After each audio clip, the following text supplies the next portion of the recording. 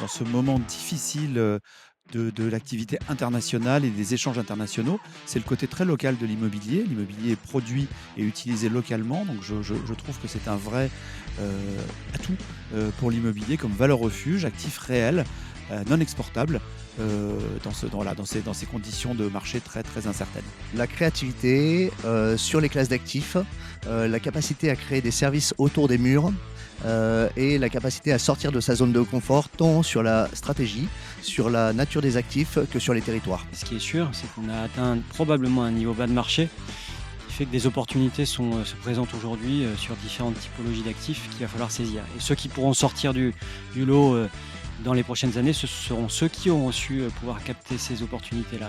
La diversification, qu'elle soit géographique ou qu'elle soit sectorielle en termes d'actifs, le développement de l'hôtellerie, de l'immobilier géré, de la logistique, du data center sont autant de manières de conjuguer le rendement et le risque. Je dirais la transformation aussi, puisque la transformation est nécessaire, mais elle génère aussi des opportunités. Et on sent bien qu'on est à ce moment de cycle dans l'immobilier où il faut que l'industrie se transforme, se digitalise et change, tout simplement.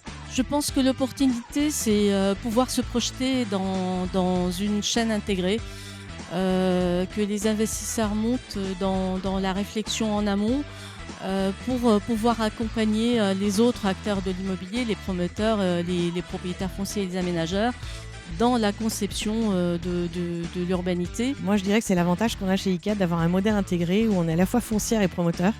Et dans ce contexte où on a besoin de produire de la ville, mais de la porter sur le long terme et d'y apporter une vraie vision d'investisseur et en même temps une vraie connaissance du produit qu'a le promoteur, c'est un vrai avantage pour nous. Je pense que l'idée principale, c'est qu'on doit aujourd'hui regarder les classes d'actifs pour leur valeur intrinsèque. On assiste d'un côté à une crise du bureau par surproduction, obsolescence, hein, et par ailleurs une crise du logement là pour une raison de manque de logement. Une partie des bureaux aujourd'hui pourraient et devraient être transformés en logement. Dans ce contexte, comme j'ai pu l'expliquer devant la salle, l'un des leviers de forte création de valeur dans notre domaine d'activité, c'est tout ce qui touche à la réduction de l'empreinte carbone de nos actifs, en passant bien évidemment par l'amélioration de la performance énergétique de nos immeubles. C'est vraiment dans l'immobilier logistique et industriel la première source de création de valeur à moyen long terme. En termes de classe d'actifs, probablement que celui qui est le plus mis à mal à l'heure actuelle est le bureau. Et là aussi, le bureau doit se réinventer, doit se réenchanter. Je parlais à l'instant de valeur d'usage. Le bureau n'est pas mort. On revient quelque peu du télétravail. Et il s'agit aujourd'hui de redonner du sens au bureau.